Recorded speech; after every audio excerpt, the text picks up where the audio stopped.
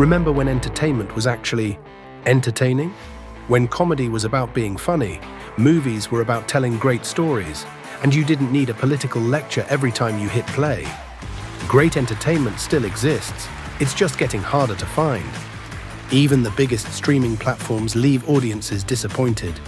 That's why there's Studio TST, pure entertainment, real comedy, independent films, bold creators, movies, comedy, music, and more, and the home of fearless sketch comedy. That show tonight, entertainment the way you want it. Funny, creative, unapologetic, and agenda-free. Studio TST, the future of entertainment starts here. Join Studio TST today for just $5 a month.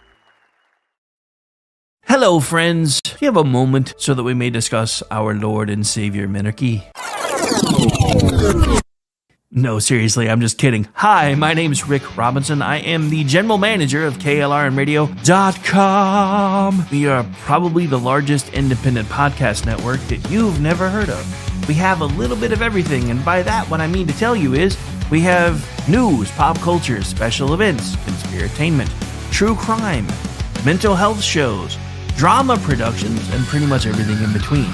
So if you're looking for a new podcast home to grab a little bit of everything that you love all in one place, come check us out. You can find us on X under @KLRNradio. You can find us on our Rumble and our YouTube channels under the same names. You can also find us at KLRNradio.com and pretty much every podcast catcher known to man. So again, feel free to come check us out anytime you like at KLRNradio. Hi, everyone. This is JJ, the co-founder of Good Pods. If you haven't heard of it yet, Good Pods is like Goodreads or Instagram, but for podcasts. It's new, it's social, it's different, and it's growing really fast. There are more than 2 million podcasts, and we know that it is impossible to figure out what to listen to. On Good Pods, you follow your friends and podcasters to see what they like. That is the #1 way to discover new shows and episodes. You can find Good Pods on the web or download the app. Happy listening.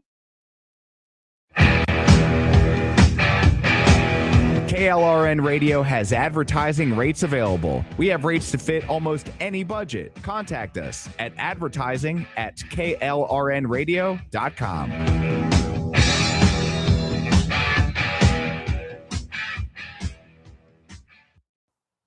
The following program contains coarse language and adult themes. Listener discretion is advised.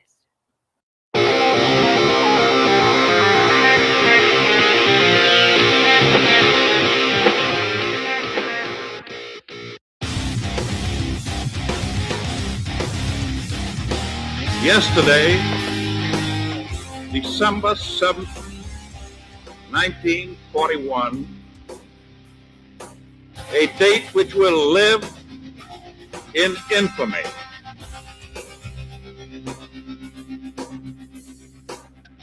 Achieving the goal before this decade is out of landing a man on the moon and returning him safely to the earth.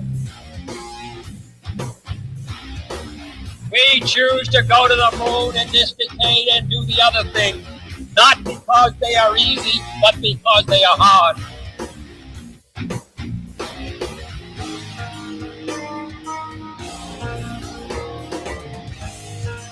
Freedom is never more than one generation away from extinction. We didn't pass it on to our children in the bloodstream. The only way they can inherit the freedom we have known is if we fight for it, protect it, defend it, and it to them with the well-taught lessons of how they in their lifetime must do the same.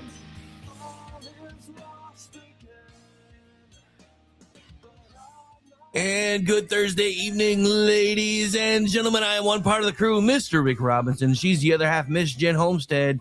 And it took me a minute because I'm not a big soccer guy, but I got to say, I'm kind of getting World Cup fever. Not because of the games, but because of watching the world see us and realize we don't suck. That's been fun. It's been fun. Anyway, so how are you, Jen? How's things? I'm doing pretty good. We're in full swing of summer here. Families coming in town. Pool days are happening. Summer camps and whatnot. So it's been pretty good, other than last minute crazy work because government is constantly incompetent. Yay! I mean, you kind of knew that going in, though. So, I know. It's just still always, every day. It's like, this is amazing. This is amazing. It's like, and amazing they to look at were. a list of people and they're like, double check that they're correct in the database. And I'm like, you have one person that has pieces of information that match 5 other people with his last name, even though it doesn't match his first name. It's crazy. You're like, no, those aren't all the same people. Those are different people. It's very, very funny. I'm like, okay, That's well, not this how is how that's not dead how it people works. end up voting, or people end up voting under other people's names, is because in their own databases they can't get the addresses and voter ID numbers and driver's all of it. They can't get it right. It's crazy. It's like they just. I do think some of it is that they're just like, okay, hey, ChatGPT, we've got this. Let's say Don Miller. We've got Don Miller, and they're like, okay, there are 18 Don Millers in the city. And they're like, cool, will you tell me what this Don Miller's information is? And they're like, yeah, of course. And they just pull it from all the random places. And then you're like, cool, you must be right because you are AI. And I'm like, oh God. Yeah. Anyways. Fun times. Yeah, dude.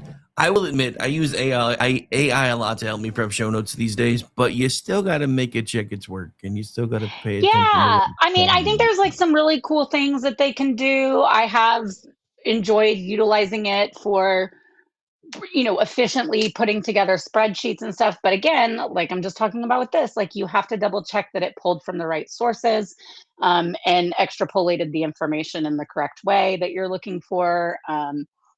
How many times have we all like Googled something and it's like the Google, like the AI chatbot summary, the Gemini summary, the whatever, and you're like, wait, that's not what it is. Okay, it just like pulled from X, what someone said on X, what is in one Wikipedia article, and then also one news source, and it just put them all together and acted like, and here is the combination of the truth. And you're like, no, not quite at all.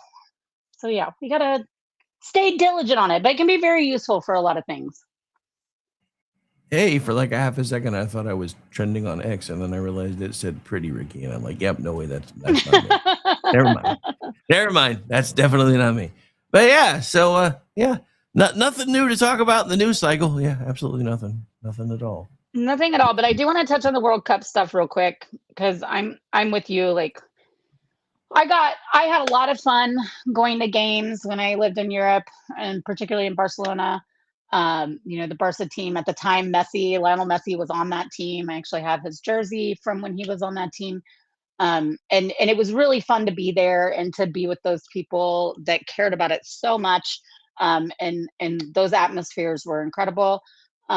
But me, I'm still like an American sports fan, and I couldn't stay in it because watching it and all of that is just not my cup of tea. I know baseball's not other people's cup of tea, and other people don't like hockey and whatever. It's okay. We get to have different opinions and like different things. It's really all right.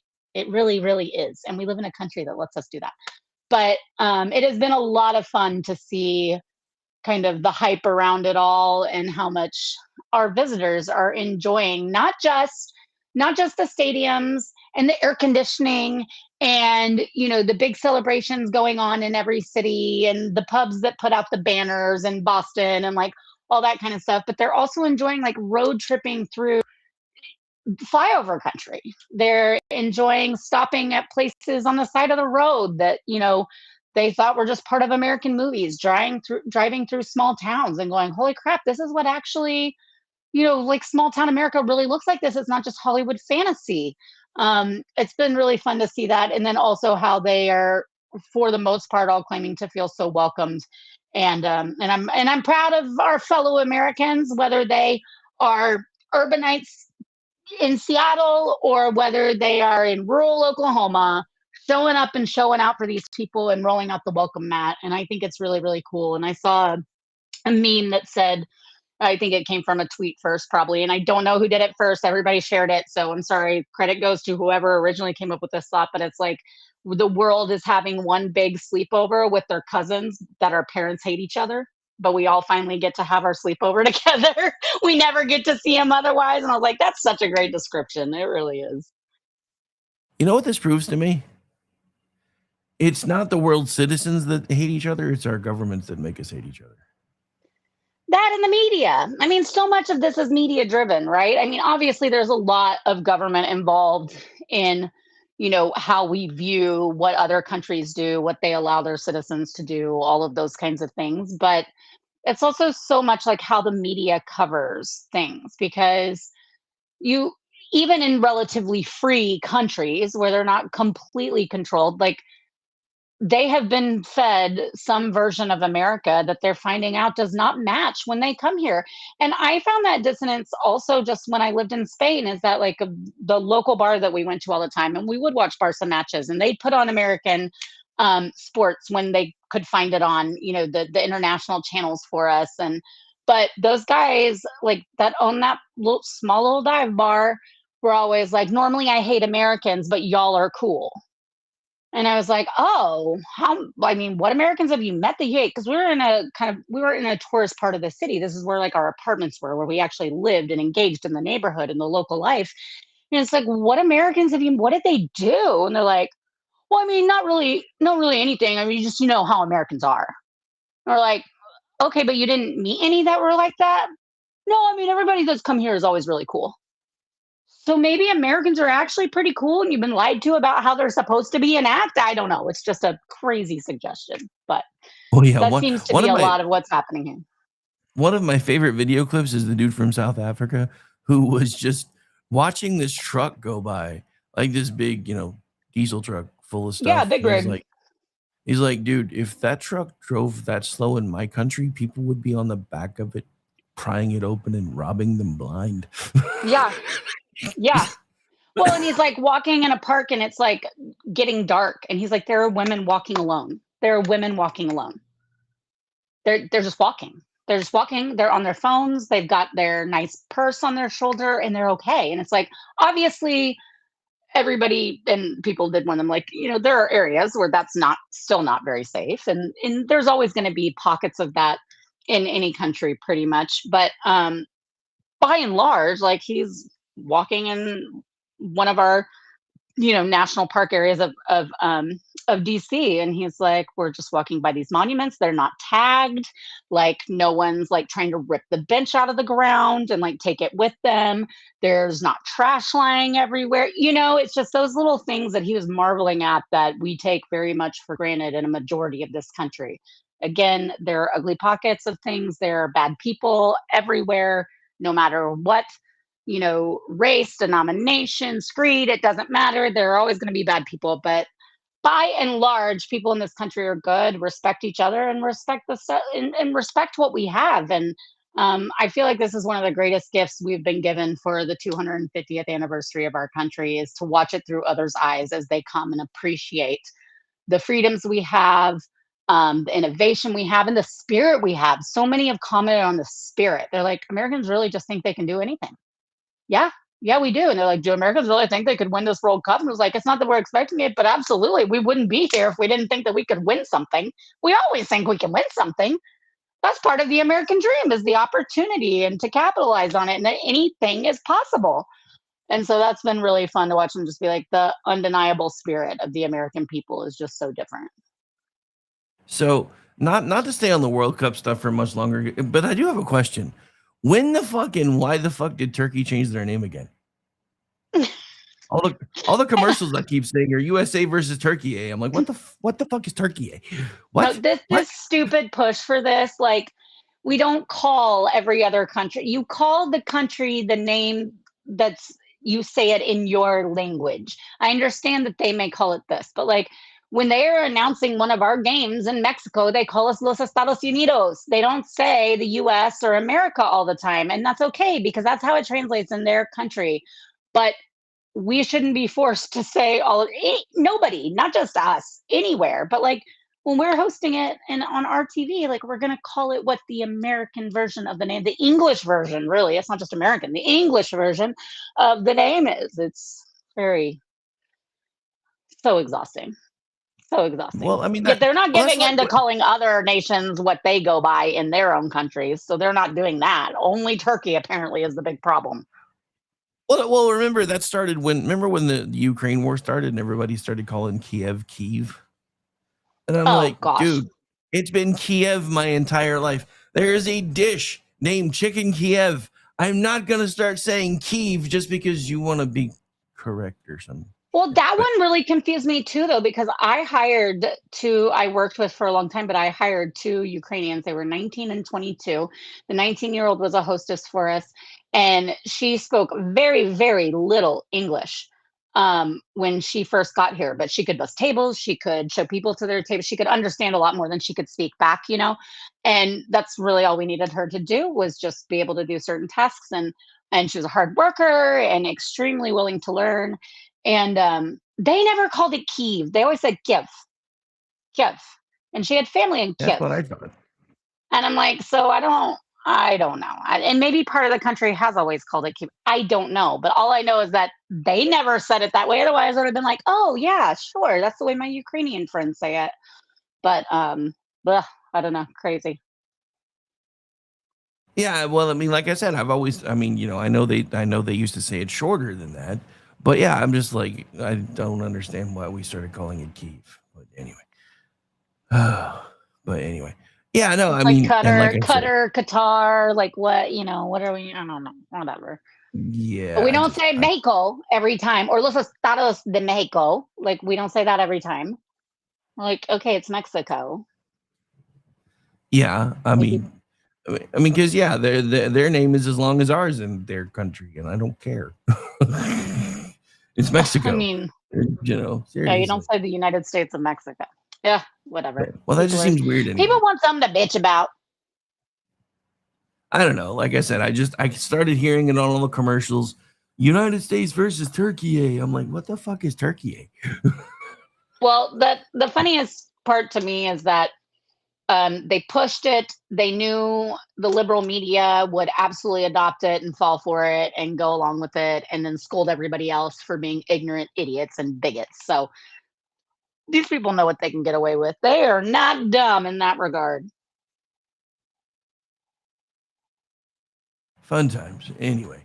All right. So, like I said, no shortage of things to talk about. I think my favorite thing I saw today was the Ragin' Cajun basically saying he's done with the Democrat Party.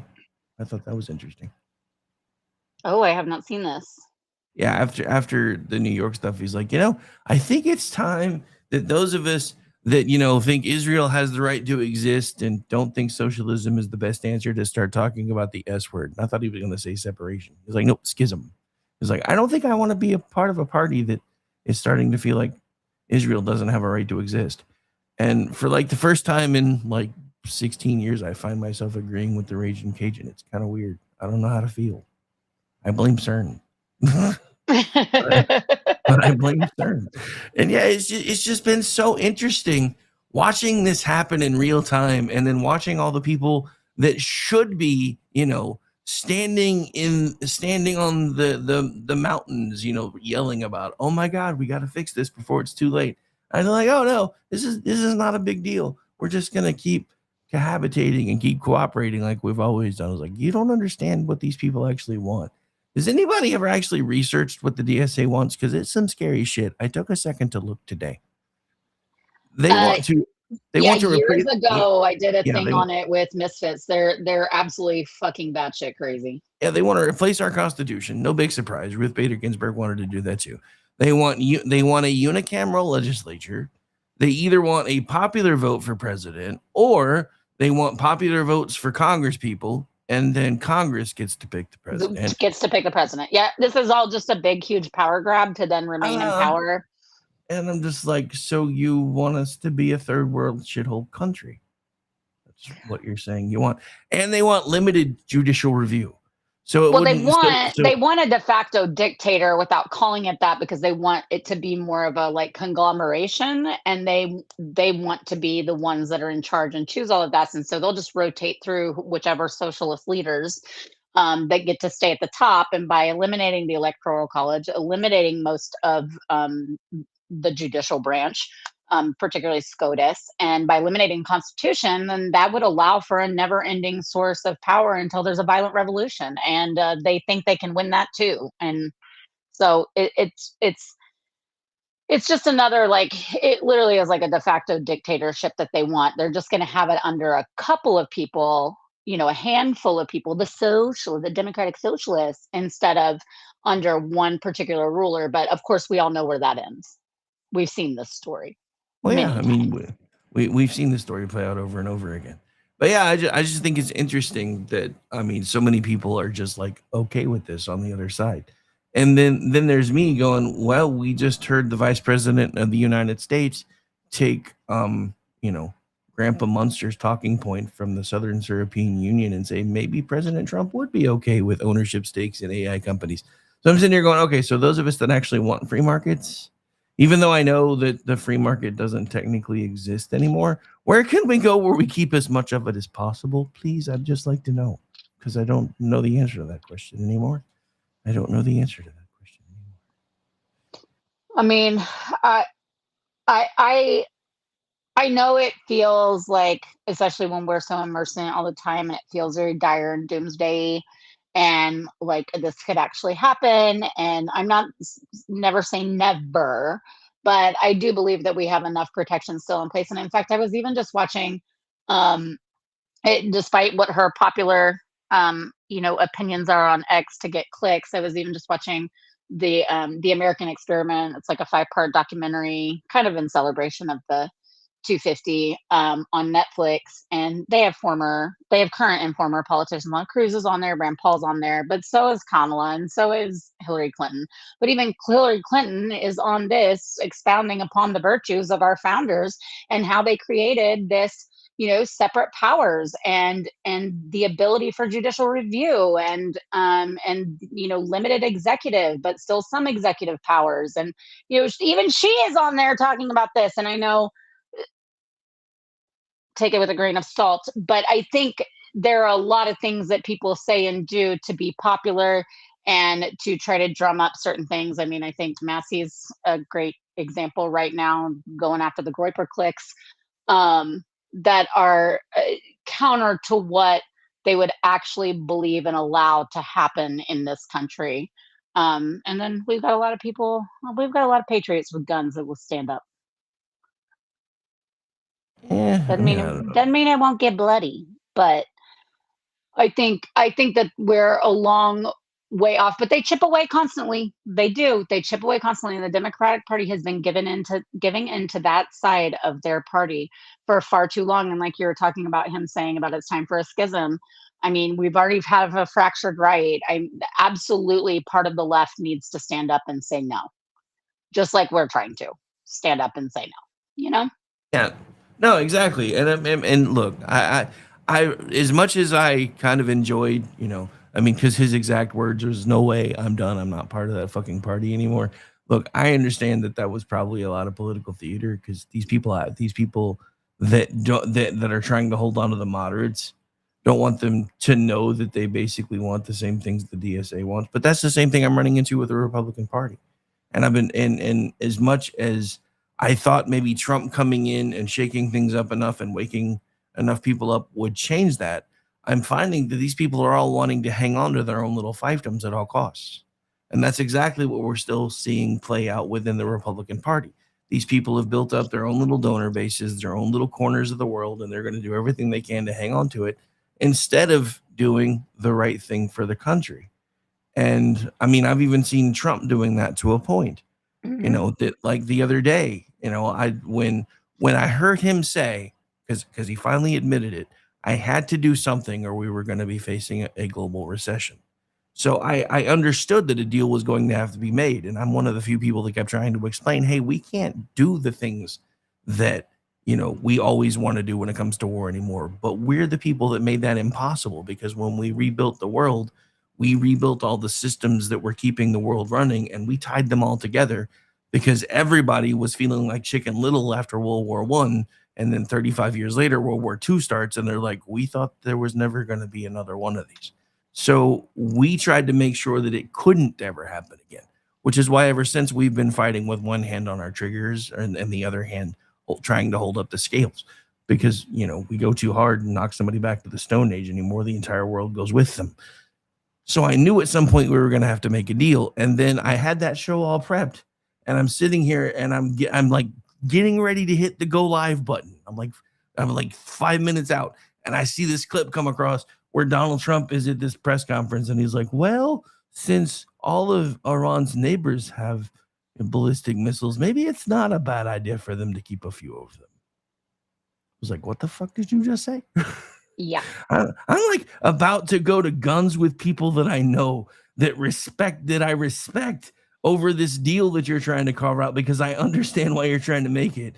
And then you basically take half of what you said we went to war with them for in the first place and said, yeah, maybe it doesn't really matter as much as I thought. Really? I Really? have been I have been at a loss with all of this, and I mean it's not unexpected, really. I wish I could say it was unexpected from Trump, but it's not entirely. He tends to ebb and flow, and when things start to go, there's only so much fun to be had in going against the grain with everybody, but at some point, he does crave the positive attention. He does crave the approval. And especially when he's met people in person and talks to them face to face, that he tends to waver on things that he'd said before were absolutes or no deals or whatever. And that's throughout, multiple presidencies and even campaigns. So I can't say I'm entirely surprised. I was hoping his cabinet and advisors would be able to reel that in better. And you could just see Rubio's face. I mean, it was like, the fuck do I do now? Like, he's standing there twiddling his thumbs with his chin down, like, well, here we go. I guess everything that we were doing in Workforce is just fucking done. Okay. Not that this can't still be workable, but there hasn't been a time in the last 3 decades that an American president said it's okay for them to have weapons of that grade. Like, it's just crazy. Yeah, and I mean, look, I could, and I get it, because from Trump's perspective, Trump keeps saying, hey, this new regime isn't like the old regime. And I'm like, I need receipts, bro. Because you keep saying you're working with much better people than the ones that you were working with before. And I understand this is like the C string. I get it. But they're still doing the same things. Like there's an Iranian performer who was found guilty of performing without a hijab. I don't know if it's happened yet, but she's supposed to get like 75 lashes and then is barred from performing outside of Iran for the next year after getting 75 lashes. Well, that's part of the problem, though, is that there hasn't been an actual turnover of the regime in totality. There hasn't been a true coup or overthrow. I mean, there are still a lot of people in place. There are still a lot of people with positions of power that were there before this all went down. They, not the top dog, not the top military leader, but they're still there. They were going along with what the previous regime was doing. Why they're going to suck up to you now and say what you want to hear? I mean, this isn't entirely, this is a country that is, after the Iranian Revolution, has been founded on a very strict, ideology, philosophy.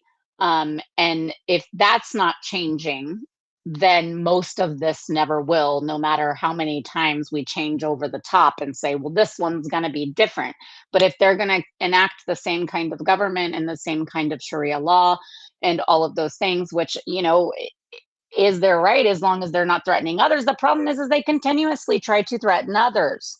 And we have a right to fight for human rights of the world. So I know people don't like to hear that. That's so globalist. That's not nationalistic, blah, blah, blah. But I argue the opposite. I say it is actually protecting our nation by fighting for the rights of others. But I don't want to be in forever wars either. So I am not, let's go out and fight everybody. I'm not saying that. But this is a very particular situation that poses a national security threat to that entire region, part of Europe, obviously our ally Israel, and then ultimately the United States of America. Oh boy, yeah, no, sorry. I was trying to source something, and I think somebody figured out a way to make something with AI, but it still made me laugh. So this is supposed to be from @RealDonaldTrump, but I don't think it is. The Space Force will be recruiting primarily from the Air Force, no prior service Marines. If we let Marines make first contact with intelligent life, their first idea would be how to fuck it. Definitely not, but that's funny. That was like, okay, that's not him, but it's not wrong either. And I have friends and family that are Marines, so and they would agree with me. So yeah. Anyway, but yeah, I thought that was funny. So that is funny because I was laughing. I was laughing so hard I was trying not to cough on the air, and then I was like, please let me be done by the time she's done talking. And then I kind of still wasn't. I recovered real quick and just started talking about that instead. So yeah, anyway. But yeah, no, it's just I don't know. The whole world is just a mess right now. Like I just saw Mom Donnie the commie saying how America needs to embrace Islam's version of immigration. I'm like, no, the fuck we do not. We don't need to embrace anything from your fucked up child raping religion, bro. Nope. Their version of immigration? Yeah, I don't even know what that means, but yeah, he said it. They're the one where you come and you convert or you're killed or stay subversive in a very highly I guess intolerant and society that where you're a second or third class citizen. What? Yeah, I don't get it either. Qué interesante. We treat our immigrants very, very well. We just wanted you to do it the right fucking way. Right? We just want you to come here the right way. That's it. It's not that much to ask for, We want to extend to you the American dream. We simply ask that you do not. Well, and we have the right to vet those that are coming. And that has just always been something that I even as like a high schooler, not super involved or engaged in all this, was like, I mean, I can understand that, right? Like, Germany gets to say who gets to come into Germany, and Canada should say who gets to come into Canada, and Nigeria should get to say who gets to stay in Nigeria. Like the United States gets to say who gets to come into and stay in the United States. It's not that psycho, and they try to paint it to be so bigoted and hateful and awful, and it's just not. There have been vetting processes and restrictions on immigration in every country in this world for pretty much ever. And I know that the Native American populations will wish that they had an immigration policy that was strict back in the day. They didn't understand what that meant, but I promise you they would have enforced one pretty fucking hard if they knew how it was all going to go. Well, that's just it. They tried to. That's the part of our history nobody talks about, because according to history, the evil white men were evil and they did all the bad things, but that's not actually what happened.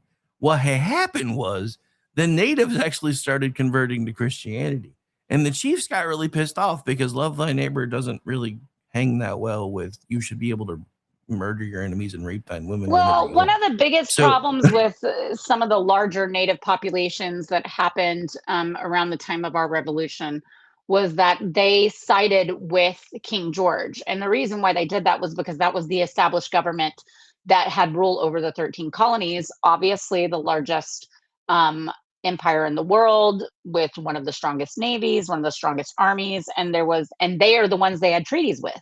They had treaties with them about what lands they would not encroach upon, like the English would not encroach upon. They even had some treaties with the French about that. They did not have, and so they did not extend anything to the rabble-rousers, to the rebels, to the patriots, because first of all, just like the rest of the world, they had no fucking idea that not in a million years did they think that this ragtag group of troops was, put together farmer militias, was going to beat the greatest superpower in the fucking world. There was just no way that was happening. So they stayed pretty sound in their, belief that it was going to be England. And thus far, they had mostly, sure, there were conflicts here or there. There were things that happened amongst individual groups, but they had been able to trust what they would do. And then they did not form a relationship immediately with the new United States government. And obviously there ended up being some along the way, but that took a very long time. they threw their eggs in the wrong basket. And that really sucks. And it sucks as the United States leadership didn't look forward to that either. They just plowed right on ahead. There's a lot of things that happened in there, but one of the biggest ones was really that they trusted the English crown and they thought that they would win, so they thought they were protected, and they did not win, so they were not protected. And they had no relation with any leaders from the United States because there wasn't any such thing. And they weren't even really leaders until they came about in the Constitutional Convention, and really even after that. So it's a wild, chain of events that led down certain roads. But and then of course, like you and I have talked about so many times, there's like noble knave, like that whole thing is so overplayed and overdone. I mean, there were certainly tribes that were peaceful, mostly, that interacted with neighbors just fine, and there were tribes that raided and slaughtered. There were all kinds, just like all over this world, there are all kinds of people and motivations for different groups. Okay, so I didn't see this, so I have to bring it up now too. So I guess Iran's a little bit pissed off. I don't know if you've seen this either. Going back to the World Cup stuff for a second. Apparently, Seattle's local World Cup host committee has designated the game between Iran and Egypt, which is coming up soon, as a pride match. Iran, in response, wants FIFA to prevent any ceremonies or promotional activities in support of the alphabet soup community. They're going to make it pride? Yeah, that kind of pride. What? And Iran's having none of it. They shouldn't. Oh, what? They're like, nope. That cannot be real. Nope. That cannot be real. It's it's from Polymarket Sports. What a fucking troll that would be. And also just stupid. But well, I mean, it is Seattle, so would you really be that? I know, but doesn't but FIFA banned tailgating too, so interesting. I don't know. Maybe FIFA's going to come down on them for trying to do it, but according to Polymarket Sports, that's a thing from like 10 hours ago. So I will say I was going to hope that, amid all the strife with Iran right now, that I was going to hope that, we all shared those videos of them being, the majority of their citizenry absolutely being thrilled with the overthrow of, of Khamenei and all of that. And so that the majority of them do not support such a restrictive regime. They do not, they've been happy. They want to be liberated there. They do not want to still live under such brutal conditions. And so with these Iranian soccer players coming over, I think there was like a lot of people anticipating that because of everything that's been going on between our governments, that they might be treated poorly, not like by customs and stuff, or like immigration, but like by people. And I was going to say, this is the time to give them the utmost support, just like when you were sharing their videos, breaking down and crying, finding out that he was no longer in power, thanking Donald Trump, thanking the United States for coming to their rescue, coming to their aid. People that, these are the kinds of people that would not be submissive or supportive of the brutal regime. So like they should absolutely be supported in the way of like welcomed, coming over here and playing a fucking game. Like play the game and cheer for them and be happy that they don't have to live in that shithole right now. So did you so I gotta segue into some COVID stuff for a second. Did you see did you see Tulsi's exit video that she posted on the way out the door? No. She threw the Leprechaun of the Potomac all the way under the fucking bus. All the wheels on the bus went squish, squish, squish, backed up and did it again. She threw him on. It was like a 10-minute video dropping all the receipts about how he changed the definition of this. He did this. He offshored it. He knew about this. He knew about that. And then, of course, all the media is like crickets. And then all the lefty social medias are like, oh my God, she's a disgrace, blah, blah, blah, blah, blah. I was like, dude, if there was nothing here, the media would be all over her and all you're getting is crickets. So don't even try. So that was fun. I talked about that for like 30 minutes. I think it was last week when it dropped. Because it was just like, it was like everything that that me and Stacy and everybody else that was doing this kind of stuff during COVID was trying to tell everybody. And we kept getting warned about, and the network got nerfed about, and all these other things. And I'm like, see, told you. See, told you. It's all right here. It's all right here. And then there's this one. I feel like I'm the only one who didn't get on the scheme, and I'm a little mad that kind of, except they're starting to get caught now. So, a North Carolina tax preparer has pled guilty to $13.9 million in a COVID-19 fraud scheme that he obtained, and fraudulently so. So he's pled guilty to defrauding the American taxpayer out of nearly $14 million. Yeah, I think those cases are just starting to hit. I know there was another one here in Texas from some guy out of Dallas, and I don't think they've gone to trial yet, but he's opted for a trial. Some of those that had like insane defrauding are just starting to come up on the table to be. Yeah, I keep, now that I mean, dude, and I don't even say this lightly or even jokingly anymore. With all of the fraud they found just by starting to look, if we had been paying attention, we probably wouldn't even have a national deficit, much less a national debt. Yeah, because it's all just money that's just flowing out the door, and nobody knew where it went, so they just printed more. I just remember like the owner of the businesses that I managed, like I just remember how like insane they were and I was towards my employees. Like when all of that was happening, like, okay, who should apply for what? How can we do this and still legally keep you on payroll? Do you have to like go off this to get that relief or that benefit? How do we do this? How do we do that? What is part-time? What is full-time? Because it all changed during that COVID era stuff. Like you could still claim some stuff while also still working a certain amount. And if it was an essential business, it was certain rules. If it wasn't, it was other rules. And I mean, and we were just constantly, and everything changed like, first of all on a dime. And then the rules kept changing as we went. So we were just scrambling, trying to figure out how to keep our heads above board, and not fuck it up and not commit fraud. We wanted everything to be by the book as best we could, but even the people we would call for like the Texas Workforce Commission, or when you reached out to IRS, like they also were not able to give clear answers because it was so convoluted at the time. So then you have these people out here that are just riding high on the hog, taking it all, not giving a shit. Like, bro, like, how did you think you were going to do that and not get caught? And I think it'll be years that they'll still be sorting through all this and prosecuting, because a lot of IRS audits, particularly if it's not, 14 million's a lot.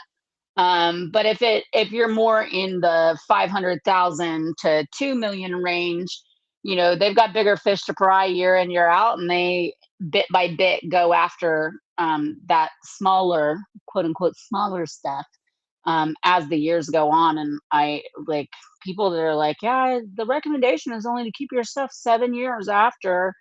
I'm like, well, with two businesses I was with, they were audited within 12 to 15 years after. So that's not entirely true. There are loopholes they can get through to come back at you. So just keep it all, cross your T's and dot your I's. So I think we're just starting to see the very beginning of the COVID fraud cases coming up. I think you're going to see a lot of it over the next 10 years. I mean, the media won't cover it, but if you're looking, you can find it. So speaking of crossing T's and dotting I's, I always say that backwards. Probably because crossing I's and dotting T's. Probably because my eyes cross. It's probably my own fault. I think I found the new head of Doge. Second Lady Usha Vance should be the new head of Doge. She got a $50 dress for $9. She should be the new head of Doge. I'm just saying. Dude, all of that discourse was pretty funny. I was just looking at this. I'm like, okay, so it was originally a $50 dress, It was on sale for like 12 and some change. And she found a promo code to make it even cheaper. Yeah, it was like $8.97. Yeah, $8.75. I was like, yes, my girl. That's what I was doing. Particularly for maternity clothes, because you're like, I said, this is her fourth child. She knows that like the likelihood of her wearing any of this again, like they might possibly have a fifth, but that would be kind of a stretch. Like it's not like when you are pregnant with your first and you're like, I hope I have 3 more babies. I'm gonna get all these cute things and save them all for next time. Like, nah, you're so over it. You're like, just give me something that'll fit over this godforsaken belly right now. Because I'm not buying new stuff that's super expensive, and maternity clothes are so damn expensive. It's ridiculous. So I just thought it was so relatable, absolutely adorable, and I love the haters. The first thing I know is I know a lot of women that are not only ticked off that she got the dress so cheap, but 1, that she rocked it as well as she did, and 3, the dress is extra small. And she's pregnant. Yeah. Women are going to be stabby. I'm just saying. Yeah, I had some people that were not very nice to me when I was like, oh yeah, no, but I can't find maternity clothes that fit. So I just buy the size large, and then that goes over my belly. And they're like, in the regular women's? And I'm like, yeah, like in the junior section at Target. Like, fuck you, you stupid bitch. Be like, because the women's clothes are not good. The maternity were always so big. They wanted my belly to be like 5 times the size they were, and my shoulders and my boobs and everything. And I'm like, not everything. I didn't put on 150 pounds and still called out a small. COVID. Sorry, I didn't. I was just reading Jason's comment. Women's clothing is fucking wild. The sizing is wild. It is the fucking Wild West out there. It's ridiculous. You can't trust a damn thing. It sucks. Yeah, Jason, sadly you are probably right. And I was actually somewhat excited to see the new Spider-Man movie until I saw this today. I don't know if you've seen this today, but apparently Mayor Zoran Mamdani the commie will have a sizable cameo. So yeah, I'll be waiting for that to come out on Disney Plus now. Great. Because I'm not giving you any extra money, you bastards. Why do they have to fuck everything up, dude? I don't understand. Oh, fucking New Yorkers. I mean, bring back the AI Stan Lee cameos or something. At least those were cool. Right. I don't care who the mayor of New York City is. I don't want to see them in my Spider-Man movie.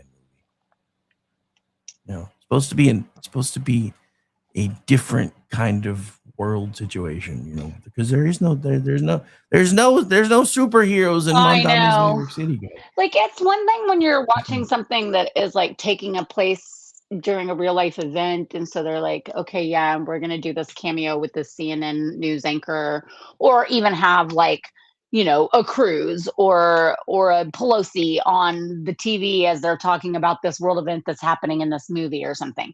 Like, I can understand that, but I hate when they try to force, you know, politicians into plots and into worlds where that doesn't make sense. Just have a made up one. ID4 did it best. Independence Day. Just bring in a Bill Pullman, you know? Right. Just make it up. Doesn't have to be the real guy. Yeah. Well, I mean, so that's just it. I mean, you know, one of the coolest things they could have done, quite honestly, is woven in the new Daredevil universe into the Spider-Man universe, since, you know, same thing, and had Kingpin be the mayor of New York City during the time frame of that movie. Yeah. That would have been awesome. That would have made sense. I don't need to see Zoran Mondami. I mean, I will admit there are certain shows where I kind of thought it was cool. Like NCIS would occasionally, depending on who the president was, have a little point where they're on the screen and you can see them talking about something. Sure. To me, that was relevant because, you know, that's a show about that kind of stuff. But if I'm looking for an escape, the last thing I want to see, whether it's a Republican or a Democrat, is a real world politician in the middle of a movie like Spider-Man. I don't need that. I don't want that. I don't care. One of the best things I've seen all week was Kenny Chesney explaining why he has always stayed out of politics and always will. He's like, I'm an entertainer. It's none of my business who people vote for. And they're still I am mad here to at make him. them feel good. And they're still, that's just it. They're You still have a pissed because they're platform, sir. You have the duty to stand up for the underprivileged and the oppressed and against these topics that matter to humankind. No, they matter to fucking you, and you want them pushed into every little fucking corner of our lives. Stop it. it's annoying. It's beyond annoying. It's exhausting. Like, it is just so over the top exhausting. I just feel sorry for people like that, where that is what they want hit over the head with 24/7. And the only reason they're okay with it, and the only reason they think should be that way, and that these people should use their voices, is because they want to hear something they fucking agree with. The second it's not something they agree with, they are fucking out. And not just out, they get stabby, they get mad, they want to shoot up people. Like, they can't even stand just the slightest bit of disagreement or altering, a different opinion. They can't stand it. So they don't really mean that you should use your platform for good and to stand up for what you believe in and speak out, against anything. What they mean is, say what I fucking want you to say and what I want you to believe, and then you should do it. Otherwise, shut the fuck up and disappear or go die in hell. I mean, literally. They want people to die that do not 100% agree with them and aren't going to spout every single little virtue, which, by the way, changes on a whim all the time.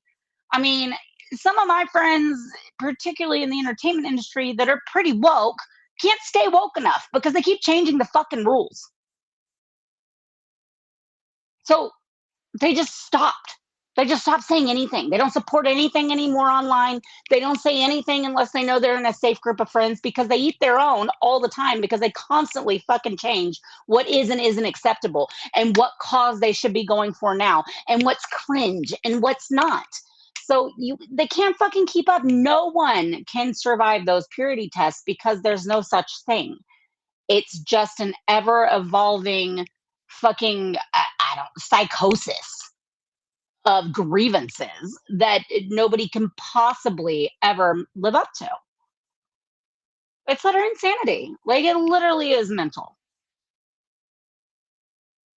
Yeah, it's just nuts. All right, I didn't see this either. So I guess JD Vance was at a conference of some kind today, and he I think it was today, and he makes a rather valid point, because somehow Richard Nixon came into the conversation, and I quote, "I think that his historical legacy is enjoying a bit of a renaissance, but I think deservedly so, jokingly. If Watergate happened tomorrow, it would be like a 12-hour news story because of how bad everything is today. The idea that if that happened today, it would take down an entire presidency is kind of crazy." I'll tell you, my senior year, you have to take U.S. history and U.S. government in Texas your senior year of high school. You take one semester of U.S. history, one semester of U.S. government. That counts for your history for the year. And my U.S. government teacher, and she was definitely a Dem and whatever, but she was really great at teaching about our actual government and not just going off on politics. But she said that even back then. That was like 2001, I think. She said, like, what's hilarious is that everything, we're going to go over the Richard Nixon impeachment, we're going to go over this, and then his resignation. And she was like, but I find it funny, and I think at some point after we get through this, y'all will agree with me that there is no way that he would resign over this today. And he likely wouldn't be impeached. Might have gotten impeached, but would not have been convicted and would not have resigned. That was 25 years ago. She was like, this is not something that we would do anymore. That's just crazy. Yeah, no, but yeah, I mean, I've said that before. I was like, with as crazy as politics have gotten today, like fucking Bill Clinton would be getting a victory. That's fucking small cookies. I mean, dude, Bill Clinton would be getting a victory lap for what happened over under the Oval Office desk these days. They'd be giving him pats on the backs and high fives and everything else. And never mind the fact that, there was like an entire generation of kids that thought oral wasn't actual sex, so they're taking care of each other on the back seats of the school bus because the president said it wasn't sex. And yes, I know that for a fact because I know kids they were using that as an excuse. I shocked my parents not very long ago when I was like, yeah, cool. Well, the only reason I ever knew what a blowjob was because Bill Clinton, they talked about Bill Clinton getting a BJ in the Oval Office. And they were like, wait, what?